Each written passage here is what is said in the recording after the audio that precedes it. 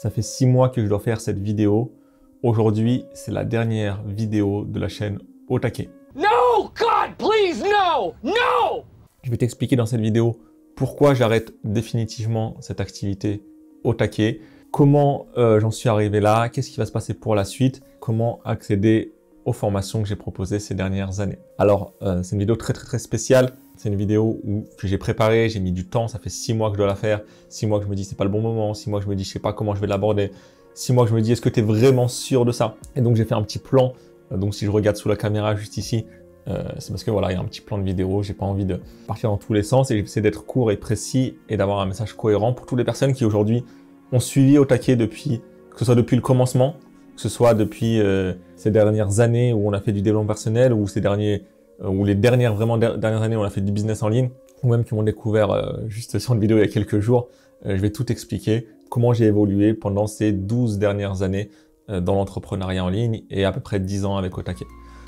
Aujourd'hui, ce qu'il faut savoir, c'est que moi, j'ai commencé l'entrepreneuriat, ou j'ai découvert l'entrepreneuriat en 2009, donc ça fait à peu près 12 ans, et il y a eu plusieurs cycles de 3 ans dans ma vie. C'est-à-dire que en 2009, quand j'ai commencé, j'étais en école d'ingénieur et pendant toute ma phase d'école, je cherchais en fait des solutions et donc à l'époque, ce que je faisais, c'était ce qu'on appelle du marketing du réseau, du MLM. J'ai fait ça jusqu'à fin 2011-2012 à peu près parce que en parallèle, j'avais découvert les business en ligne, plusieurs activités en ligne et donc en 2012, vraiment au moment où j'ai eu mon diplôme, je me suis mis à fond sur le business en ligne. C'est à ce moment-là d'ailleurs que j'ai enregistré le nom de domaine Au Taquet, qui était d'ailleurs issu d'un autre blog que j'avais avant, mais en gros Au Taquet est né en 2012. Et pendant 3 ans environ, j'avais Au Taquet où c'était un blog de développement personnel où j'écrivais à côté. Ma principale activité c'était de vendre de l'affiliation, c'était ce qu'on appelle des sites de niche sur des trucs vraiment impersonnels où c'était pas lié à ma personne, c'était pas lié à une entité propre. C'était des sites de comparatifs d'aspirateurs, de babyphone, des trucs de travaux d'isolation, etc. Et j'ai fait ça pendant 3 ans. Et c'est ce qui m'a permis vraiment de gagner ma vie. Après, en 2015, j'ai commencé à vendre ce qu'on appelle des infoproduits, des produits numériques, que ce soit avec Au Taquet, on a commencé à faire des formations en ligne sur le développement personnel, la confiance en soi, le leadership, ou que ce soit avec ma femme un peu plus tard, où on a commencé à vendre des produits pour les enseignants. Donc à ce moment-là, je vendais uniquement des infoproduits, des choses, on va dire, passives, où tu vends, tu télécharges, un espacement. Donc ça a duré, pareil, 3 ans. Et c'est à ce moment-là où, fin 2018 à peu près, je redécouvre en tout cas le coaching, je redécouvre l'accompagnement, je redécouvre les formules high ticket, je redécouvre une autre manière de vendre à ses clients. Et c'est ce que j'ai fait depuis fin 2018 et c'est probablement sur ce format-là que tu connais Au Taquet. C'est-à-dire que Au Taquet, depuis 2018, j'accompagnais des personnes à lancer leur activité et donc je faisais plus uniquement de la formation, mais je faisais de l'accompagnement où pendant plusieurs mois, on travaillait main dans les mains avec les personnes qui étaient dans nos programmes et avec les personnes qui voulaient gagner leur vie sur le web. Et donc j'ai fait ça pendant 3 ans et ce qui s'est passé, c'est qu'en 2021, j'ai redécouvert quelque chose que j'avais découvert en 2017. J'ai redécouvert un univers qui m'a passionné, c'est celui des crypto-monnaies, celui de la blockchain, celui de la finance décentralisée. Et du coup, en fait, il y a eu une hype générale en 2021, on va pas se mentir, il y a eu une bulle. Et pendant quelques mois, j'ai fait des bons coups, j'ai fait pas mal d'argent. Et je me suis posé beaucoup de questions. Est-ce que c'est pas juste un objet brillant? Est-ce que c'est pas juste un truc qui va me déconcentrer de mon business? Comment je vais pouvoir participer à ce mouvement? Et je suis convaincu, et je suis de plus en plus convaincu, et là ça va faire après 1 an que j'y pense au moment où je fais cette vidéo. Il y a quelque chose à faire, et que c'est vraiment quelque chose qui va être là pour durer, quelque chose qui va avoir un impact fondamental sur le monde. Mais comment prendre part à cet univers sans moi-même lancer mon projet? Je voulais pas lancer mon projet, parce que je voyais pas de porte de sortie quand tu lances ton propre projet.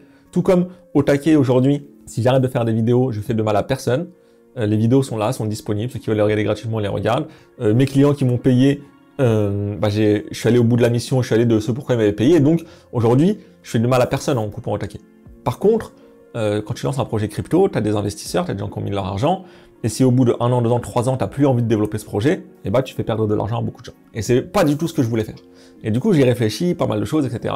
J'avais vraiment des vraies questions un peu existentielles. Tu sais, quand ça fait 10 ans que tu fais à peu près la même chose, tu es dans le même univers, tu te dis, ok, qu'est-ce que je veux faire pour la suite? Et donc, j'avais le choix entre me dire, je continue avec Otake, mais Otake, on va pas se mentir, il y a un moment où je tourne en rond. C'est-à-dire que j'ai accompagné des débutants, et accompagner des débutants pendant 1 an, 2 ans, 3 ans, au bout d'un moment, tu répètes toujours la même chose, toujours les mêmes stratégies, toujours les mêmes questions. Et en fait, il y a une forme de lassitude. Et moi, je suis quelqu'un qui me lasse très très vite. Déjà, c'est déjà bien d'avoir fait 3 ans sur le même programme. Et je me suis dit, ok, il y a 2 options. Soit je délègue ces clients débutants à mon bras droit, à l'aide des coachs, et moi, je vais aller prendre des clients plus élevés. Soit je fais autre chose, soit je change totalement, etc. Donc il y avait ça. De l'autre côté, on va pas se mentir, c'est un marché qui était devenu assez compliqué, beaucoup de concurrence, parfois des trucs un peu borderline sur le CPF, sur machin, etc. Et c'était un truc où en gros, l'Eldorado qu'on a connu en 2019, 2020, 2021, ou même en gros depuis 2010, en vrai c'est un Eldorado qui s'est accéléré avec le Covid en 2020. Bah en fait c'est plus ce que c'était, et je vois beaucoup de personnes pour qui c'était devenu difficile. Alors ça c'est un petit bémol à prendre en compte, c'est-à-dire que je sais pas si c'est la réalité, ou si c'est parce que je me désintéressais de ce sujet-là, alors je voyais les choses qui me confirmaient que c'était plus le bon business, ou que c'était vraiment la vraie réalité, parce que c'est devenu dur, alors je me suis désintéressé. Moi, je pense qu'il y a un peu des deux, parce que en vrai, j'ai encore des amis qui cartonnent sur ce business-là, que je pense à Antoine BM, à Julien Musi, etc., qui font des très gros scores encore en 2022, là, au moment où je fais cette vidéo. Donc oui, je pense qu'il y en a pas mal. Mais en vrai, j'ai aussi beaucoup d'amis pour qui c'était devenu compliqué, pour qui ça perdait en rentabilité, pour qui la pub devenait de plus en plus chère, etc. Donc en fait, il y avait tout ça qui était mixé avec mon besoin aussi de voir autre chose, un peu ma lassitude. Et de l'autre côté, en face de ça, j'avais tout l'univers qu'on appelle du Web3, avec les cryptos, les NFT, la blockchain, la DeFi, les ICO, tout un truc où c'est passionnant parce que j'apprends plein de choses, passionnant parce que je découvre plein de choses, passionnant parce que j'ai l'impression que c'est révolutionnaire au niveau, et que ça va vraiment avoir un impact au niveau mondial, au même niveau que ce qui a pu être Internet. Et donc j'avais dans la balance, j'avais le choix entre me dire ok, je fais les deux en parallèle, ou d'arrêter au taquet pour faire ce que je fais maintenant. Et en fait, moi je suis convaincu d'une chose, c'est que tu peux pas pousser 2 voitures en même temps. C'est-à-dire que si aujourd'hui tu es avec ton pote, vous êtes tous les deux, vous sortez sur le parking, vos 2 voitures elles sont en panne, et qu'il faut les pousser pour faire démarrer, vous allez jamais pouvoir pousser les 2 voitures en même temps et faire démarrer les 2 en même temps. Il va falloir en pousser une et en pousser une autre. Et aujourd'hui, au taquet, même si ça roulait, même s'il y avait une routine, même si on faisait plus d'argent chaque année, après l'autre, il fallait quand même pousser la voiture. C'était quand même poussif pour continuer à croître. Et en fait, je sais que j'allais pas avoir l'énergie, ni le temps, ni l'envie de pousser 2 voitures en même temps. Et je sais aussi que une activité comme celle que je suis en train de lancer demande aussi beaucoup d'énergie, prend beaucoup de temps et beaucoup de charge mentale. Et je pouvais pas pousser 2 voitures en même temps. Et je pouvais pas, entre guillemets, par respect pour mes clients, leur dire, ouais, je suis sur 2 business en même temps, donc les clients que j'accompagne sur Otake, je suis pas vraiment focus sur vous parce que j'ai d'autres clients à côté. Les clients que j'accompagne en crypto, je suis pas vraiment focus sur vous parce que j'ai un autre business à côté à faire tourner. Parce que ça faisait 2 chaînes YouTube, 2 audiences, c'était vraiment trop relou. Donc j'ai décidé de faire all-in et de prendre le risque d'arrêter ce qui marche déjà. Je vais t'expliquer pourquoi ça a été très dur, mais juste avant, j'espère que tu as vu mon petit t-shirt, je sais pas si on voit bien là d'ici, tac, ok. Le plus gros risque dans la vie, c'est d'en prendre aucun.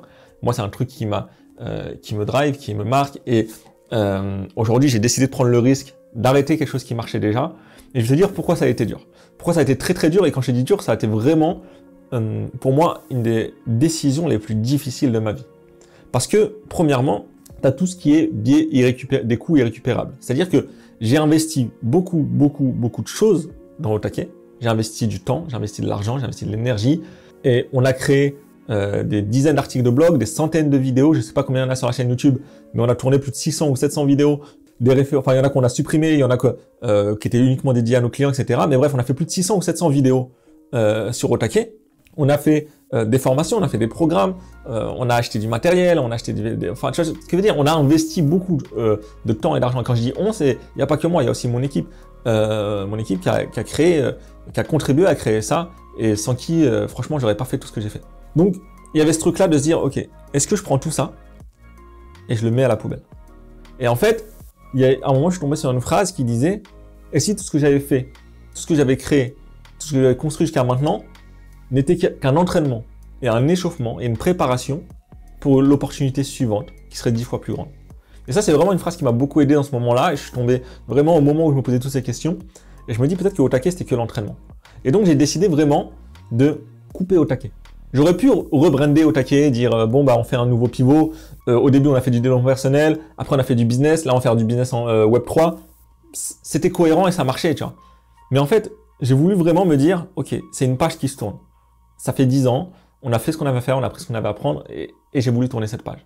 Et du coup, ça a été dur parce que c'était aussi une notoriété que j'avais construite. C'est-à-dire qu'aujourd'hui, dans le monde des infopreneurs et des coachs, je suis quand même un peu connu. J'ai quand même, je sais plus, 25 000 abonnés sur YouTube. Mais même sans au-delà de ça, ça fait 10 ans que je suis là. Donc, la plupart des coachs et des formateurs me connaissent. La plupart des clients de cet univers-là sont peut-être déjà tombés sur moi à un moment ou à un autre. Mais en tout cas, j'avais une petite notoriété, que ce soit au niveau du public, mais aussi au niveau de mon audience, au niveau de mes pairs, entre guillemets, au niveau de mes concurrents. C'est-à-dire que quand tu vas voir la majorité des gens qui font de la formation en ligne et qui font du coaching ou du business en ligne, aujourd'hui, ils savent qui je suis. Et donc, j'avais cette notoriété-là. Et aussi, c'est un truc vraiment qui a été dur. Quand je dis que ça a été dur, c'est vraiment...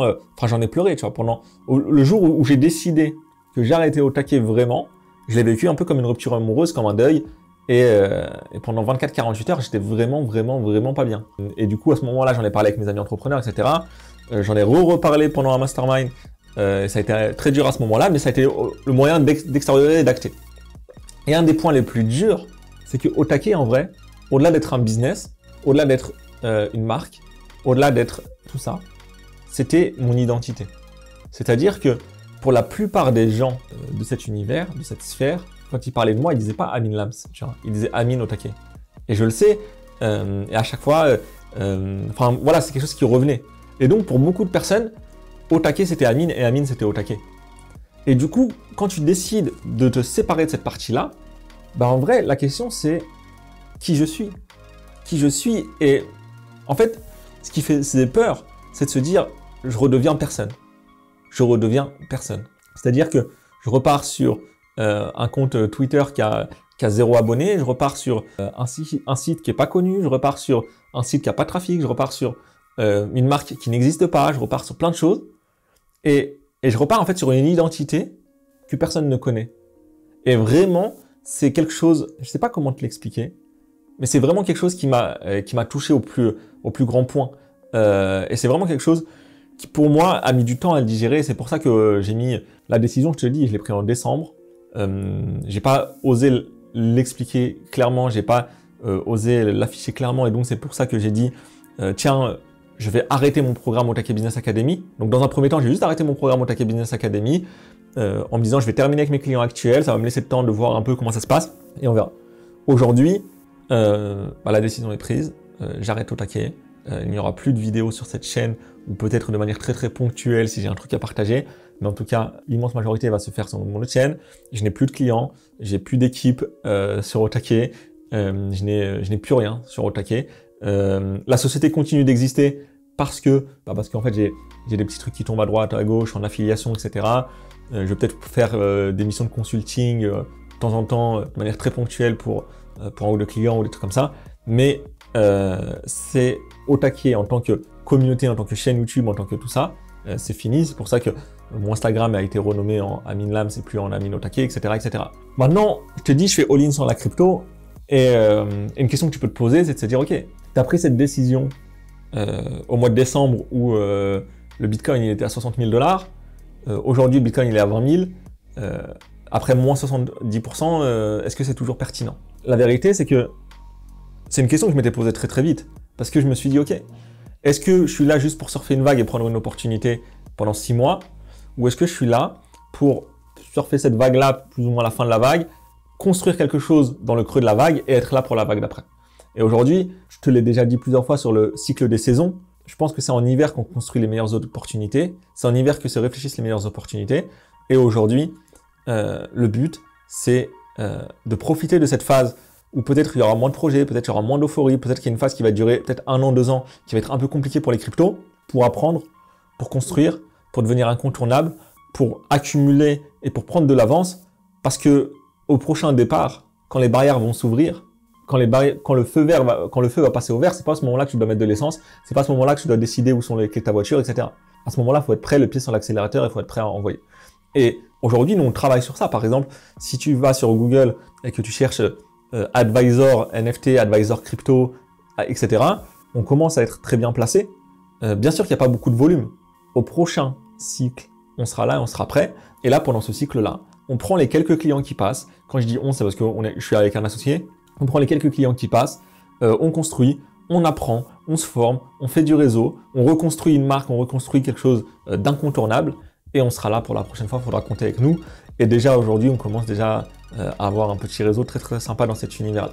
Je voulais vraiment profiter de cette vidéo pour remercier toutes les personnes qui déjà ont regardé cette vidéo jusqu'à la fin, qui ont regardé ces petites 15-20 minutes où je raconte ma vie, où il n'y a pas forcément de choses à apprendre. Remercier toutes les personnes qui m'ont accompagné. Quand je dis accompagné, c'est qui ont marché avec moi sur ce chemin pendant les 10 dernières années.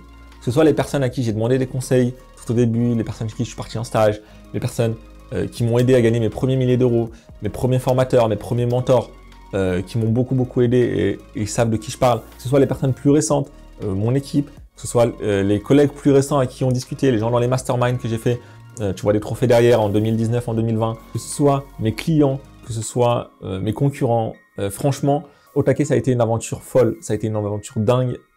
Jamais j'aurais pensé devenir la personne que je suis devenu aujourd'hui et que ça m'aurait apporté autant. Et en fait, Otake, c'est ça, c'est que ça m'a vraiment transformé. En termes d'argent, depuis le début, je te le dis, Otake, je gagne moins qu'avec mon autre activité pour les enseignants, parce que c'est moins rentable, parce que je mets plus de temps, parce qu'il y a moins de marge, parce qu'il y a plus de concurrence, parce que tout ça. Mais ça a été vraiment une aventure folle. Je suis vraiment très content, très fier d'avoir pu avancer sur cette communauté. Merci à toi de regarder cette vidéo encore jusqu'à la fin, de regarder toutes les vidéos sur la chaîne. Si tu veux continuer à me suivre, il y a plusieurs moyens. La première chose, c'est si tu penses que, si toi aujourd'hui tu es dans ce cadre de vouloir lancer une activité dans la vente de formation, dans la vente de consulting, dans la vente de coaching, j'ai 2 formations, j'ai tout supprimé, j'ai laissé 2 formations accessibles. Le lien il est dans la description. Il y en a une, c'est la formule ABC, très simple, à moins de 100 €. Parfois même à 47 €. On verra c'est quoi le prix définitif qu'on va mettre. Tu peux y accéder. C'est une méthode pour trouver tes premiers clients sur les réseaux sociaux de manière très simple si tu es coach, si tu as déjà une offre. Et ensuite, l'autre, c'est le programme Otake Business Academy que je vendais à mes clients en accompagnement et auquel tu vas pouvoir accéder pour une fraction de son prix. Moi, je le vendais à 3008 ou 3005 à mes clients. Là, tu vas pouvoir y accéder pour beaucoup moins que ça, bien sûr, pour moins de 500 € actuellement au moment où je fais cette vidéo. Je t'ai expliqué tout ça dans une dernière vidéo, tu peux cliquer pour aller la voir, mais sinon le lien est dans la description. Tu vas avoir accès au programme vidéo, aux bonus, etc.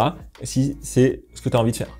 Sinon, si aujourd'hui tu as envie d'expérimenter et de suivre un peu le monde de la crypto, de suivre simplement moi ce que je deviens, tu peux me suivre sur Telegram pour la partie crypto ou sur ma chaîne YouTube pour la partie crypto, sur Instagram pour un peu tout le reste, le quotidien, sur LinkedIn, sur Twitter. J'essaye d'être actif un peu partout aujourd'hui. Au principal, là, c'est vraiment Telegram et sur mon autre chaîne YouTube, j'essaie de faire du contenu régulier, mais c'est vraiment dédié à la crypto. Voilà, qu'est-ce que tu veux que je te dise de plus? Merci d'avoir regardé jusqu'à la fin. Merci à tous, vraiment merci, mais quand je dis un merci, c'est vraiment un merci du fond du cœur à toutes les personnes qui m'ont aidé, côtoyé dans le cadre d'Otake. Aujourd'hui, je quitte un peu cet univers et je suis dans un monde où je dois découvrir des nouvelles personnes, des nouveaux codes et plein de nouvelles choses. Mais vraiment, c'était un plaisir d'évoluer à vos côtés. Je vous souhaite énormément de succès. Je vous souhaite beaucoup de bonheur, vraiment plus de bonheur que de succès d'ailleurs, parce que c'est le plus important. Et je vous dis à très bientôt sur d'autres chemins peut-être.